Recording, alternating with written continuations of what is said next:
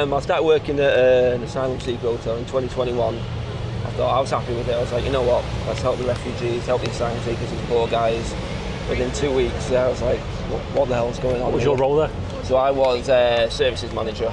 Right. So basically looking after being told all you got to do, serve a buffet, just keep on top of paperwork, and that's great. So it's run by Circle.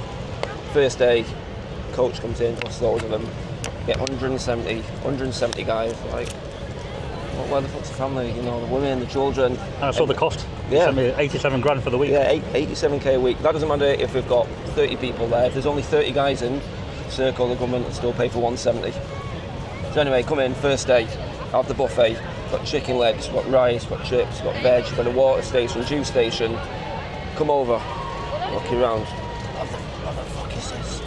Take one bite, throw it on the floor. What, the people staying there? Yeah, the asylum seekers. Oh, I know. I was like, whoa, what's the problem? He's like, there's food, this shit. You expect me to eat that? He says, I have to start some, it's fine.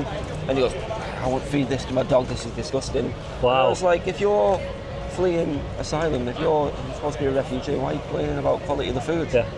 That's crazy. Wow. So complaining about the food? Yeah. What people don't realise is about 20% of them don't want their asylum accepted. They don't? No. So you get a few guys from rich families, Saudi Arabia, Yemen, Kuwaiti guys, they see it as an all-inclusive, all-paid holiday. So they know it takes a year, 18 months for an asylum claim to be processed. They come along, they get put up in the hotel for a year. They're not bothered at all if it gets rejected. So they have a year in Britain, they can travel Britain. And you've seen people go in there, and they've been there for a long time? Yeah, been there for a year. I've had a couple of guys, they're saying, right, I'm bored now, I'm sick, I want to go. And they're like, what about your asylum claim? Don't matter, I'll just go home. And they'll just go home. So not only that, if their asylum claim gets rejected, this is on the government website, this is on .gov. Yeah. If your asylum claim gets rejected, they will give you £3,000 to go home. So that's help for asylum seekers. So you can put in a bogus claim, it's been rejected, and they're like... They know it's going to get rejected. Yeah, they go, oh no, okay then, yeah, well, I need money to get home. So they will give you £3,000 and a prepaid card. This is on .gov website, just to go home. Wow. So you sent me an article about 2 rapes that happened, and there were people in the hotel. Yeah, so that was in South Manchester. These guys go off to the pub, follow up. I think what happened is they followed a woman home, or I don't know if she took them home. Anyway, ended up raping her. Getting all police come, arrested, charged, gets in the news. It just says men from Handforth. I read that, 2 men from the same location. Yeah, from the same street. 2 local men from Handforth. But they didn't say where from, where they came from, like illegally or staying in the hotel. Exactly, they try and keep all this under wraps. So what happened when the police came? Did the police come into the hotel? Yeah, police came, arrested them, knocked on. Obviously they don't even speak much English, so they have to get interpreters to do that. They got arrested, they got charged, went to court, but... It's in September, right? I think? Yeah, maybe even September before. This may have been adjourned. End of 2023. At the end of 2023 this was, but who knows what happens to them. Guilty, not guilty. Yeah. Wow. So you see a lot of stuff in these hotels. You do. What other people don't realise is, say you've got an Afghan migrant, you reject his claim. How would you send him back to Afghanistan? How would you? What do you mean? How do you police it? How do you physically get him to Afghanistan? Right. So they don't come in and force them to go. Take them to the airport. Take them to the airport, and then what do you do? I don't know. You can put them on a plane. Right. They could go and come. Well, they could. Yeah, you can put them on the plane, but what you're going to do, you're going to ring Afghanistan, governed by the Taliban, you're going to ring the Taliban and go, say, I've got 30 guys to come back. We've got no dialogue with the Taliban. So even if you've got Afghans, we're not going to land a plane in Kabul and drop them off. So Afghan Syrians, they have a 0% enforced return rate. Because we've got no dialogue with the government, you can't take them back. You can't check if they've arrived, right? No, not arrived. We can't land a plane in Syria. We can't land a plane in Afghanistan. So that's why when they know there, if we've got no dialogue with these governments, you can't ring up the Syrian government or the Taliban. Can we drop a plane load of your guys off? It's not going to happen. So we have a 0% enforced return rate for Afghans. What are some of the craziest things you've seen in that hotel, just off the top of your head? Like, mostly there's been fights with knives. The thing is, I had 170 single guys from 18 different countries. And they're mostly men or all men in your hotel? All men. All men. So I think 8 out of 10 hotels will be purely for single males. So they either have ones for single male or then mixed families, children, etc. Yeah. I think about 80% of them are single male hotels there. But you're putting guys from 18 different countries all in one. Obviously, there's fights going on. The Blades, you've got your Christians, you've got your Muslims over there. Daily fights, obviously. I've sent you a few videos there. And the NHS letter I found. Yeah, letters. That's true, right? Yeah, letters. They'll get everything there. So everything from free prescriptions. They will even get taxis to medical appointments. Taxis to the medical. I've seen the taxis leaving, so there must be. Yeah, so they'll have a contract with a local cab company. If they've got doctor's appointment, hospital appointment, they're like, I can't get there, even though they get a little bit of money. Yeah. They're like, taxis there. Right. So a taxi bill of thousands a month, and because they're all, obviously Serco is also mostly run by migrants, they get friendly with them. So in my hotel in South Manchester, the closest hospital is in South Manchester, and it's about half a mile from Rusholme. I don't know if you know Rusholme. No, I don't. So it basically looks like Mogadishu. It's basically, it looks like Middle Eastern delight. Well, so what they do when they wanted to go over there, go to Rusholme for a night out, they would go to Serco. They say, book me a taxi to the hospital. Serco would know. They're like, oh, you don't have an appointment. Just book me a taxi to the hospital. Just getting free taxis there. They have a night out and come home. Yeah. Right. Unbelievable. This is the things that people don't realise about no enforced returns, £3,000, just stay happy, asylum claim rejected. And basically, when they come, they'll have a list of. They'll get a criminal human rights lawyer. They'll say, right, pick one of 5, 6 things. Easiest one, I'm gay and I live in a Muslim country. Right. How are you going to prove you're gay? Yeah. You'll have 2 mates come over and they'll say, yeah, we're both gay. We're not gay together, we're mates, but we're both gay. And then what are you going to say? Prove it. Go on then. Yeah. Let's prove it. Even if it gets rejected, human rights come in. Oh, I'll be tortured if I go back to my home country. I live in a Muslim country. I'm gay. A couple of them, they had wives. They were girlfriends, or even one of them who said he was gay. He had a girlfriend from the town that was in. So again, how can you prove this? How can you prove you're gay? You're right. Yeah, good mate. Yeah, good thing, mate. You in beach today? Yeah, he's coming up in a minute. Yeah.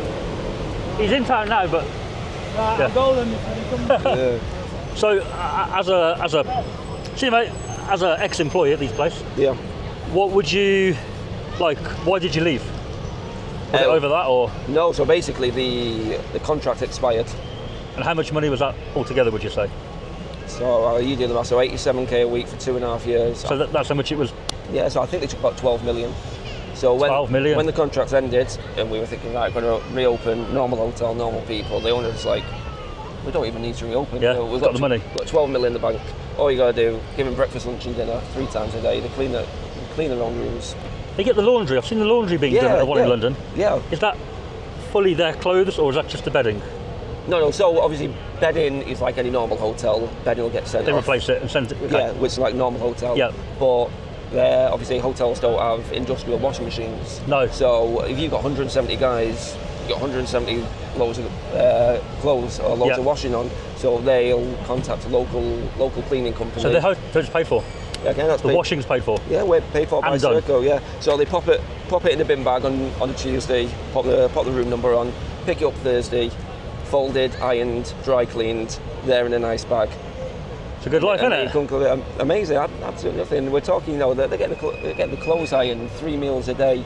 They have toiletries. People think about toiletries. So in one of the storerooms, I've seen some of the. It's like an aisle in Boots. Yeah. So we go to Serco and we're like, I need this. And so they go in. They'll take a toothpaste, shaving gel, razors, anything you need, shampoo, etc. So just checking, someone's coming. Right. Very, very interesting. A lot of people suspect, a lot of people suspicious of it, rumours. Yeah. Some of it's confirmed, like NHS. What you hear is 98% true. There's a lot. Like I said, before I started, I was a left-wing socialist. I was like, no, help these guys. And then after 2 years, you're just like... So has that changed your opinion on things? 100%. Working in a hotel like that? 100%. It's not just innocent people, well, all innocent people who want help. Yeah. A lot of people taking the piss. 100%. Yeah. I'd say maybe... there are some genuine guys. Yeah, I've met them. Some refugees, maybe 10-15%. As I said, the Persian Christians. I saw your video last week, but they're salt of the earth, them guys. Nearly all of them are absolutely. I've met some, and they're great people, and you can tell that they really want to do well. Yeah. But then I met a lot. Some in London the other day that I haven't got the video out yet. Yeah. So rude. So rude, and it's like. It's almost like you owe them something. Yeah. You owe them something. Yeah. We had another guy who was an Egyptian guy. He got kicked out of 6 hotels for drug dealing and touching the female members of staff. Flipping out, man. And what happens is, so if you don't follow by the rules of Circle that hotel, the only thing they will do is transfer you to another hotel. So they kick you out, but they just put you somewhere else. They kick you out, but then they will also provide transport with you to another hotel. So if anything, they cost more. So they kick you out of one hotel, then they get moved. Ring a taxi for you and go to another hotel. And that hotel might be nicer. Yeah, and this guy was drug dealing there. Circle said to me, oh, be careful of this guy. I was like, why? He's been drug dealing his last 5 hotels, and he was touching the female members of staff. And I was like, well, why are we still keeping him? He said, send him back. He said, but by law, while their asylum process is pending, you have to house them legally, unless you do something seriously criminal. It's bad, isn't it? Really bad. Would you say it's worse than what people know? 100%. Like that plus more? 100%. This is just what I've seen in one hotel. Obviously, I left 15 months ago, so when we started, they had to sign an NDA. So non-disclosure, NDA, non-disclosure agreement. So while you were there? Yeah, can't speak to any media. They were saying don't be telling friends, family, don't be telling anything that you do. They all want to keep it under wraps because even the guys at the top know it's bad. And now you've left. Now left. And now you work at another hotel, but it's not a government contract. It's a normal hotel. Hotel. You can book in £79 a night. I'll do everyone a good rate there. And you're a manager there, right? Yeah. Said. So. Well, thank you for the insight. No, you're most welcome. Basically, I met you. You messaged me on X. Yeah. With some information about inside the hotel. Yeah. And I just said, would you mind talking on camera? Because I think people need to know from somebody who's been in there. Of course. What's going on, right? Of course, firsthand. People see a lot of rumours, and they'll see someone on Facebook. Oh, I've heard they get this X, Y, Z, and you know what? It's all true. It's 99% true. They get it good, right? 100%. They get it good. The only thing they don't get good is boredom. They get bored. Yeah. Obviously. Working. So, have you seen any from your hotel going to Just Eat and working on a bike, or no? Yeah. So obviously they're not allowed to work. They're not allowed to work legally. There was bikes there. It wasn't too big because we were South Manchester, Cheshire. It's not as big as you can see around here. Well, there's a few there. You had the odd one too. Yeah. They're renting accounts. A lot of them have friends, family here. So they're basically just get a. Yeah, there's one now. Yeah. Going past. Yeah. He might be perfectly legal, but there's a lot around here today. A lot. 100%. But you get your brother, sign you up. There you go. You're making the money there. And even though it might not be a lot of money, we had a couple of guys had a guy working in a car wash. He got £5 an hour. That's all he got. £5 an hour doesn't sound a lot, but he worked 8 hours a day, £40. 6 days a week, that's £200 a week. He's got nothing to spend. Exactly, £200 a week, £800 a month. So he has £800 a month to spend on what he wants. And then absolutely nothing. So after 1 month, he bought a brand new iPhone because he's paying absolutely nothing. He gets a little prepaid Aspen cards. So to be honest, it's £10 in hotels. So if you're staying in hotel full service, you get £10 a week. Right. I think it's £48.50 if you're in what they call like self-catering, rented accommodation. Okay. But if you're getting £800 a month and you've got absolutely nothing to spend on, you don't even have to buy shampoo, shower gel, tea bag, sugar. No bills to pay, nothing, no rent. It's just your money to go and enjoy, right? You do that for 6 months, you've got £5 cash in the bank. Yeah. And then, wow. Yeah, you'll be pretty much set up there, set up for whatever you want to do. So interesting, mate. Thank you for that. Appreciate that. Thanks for chatting. No, most welcome. And yeah.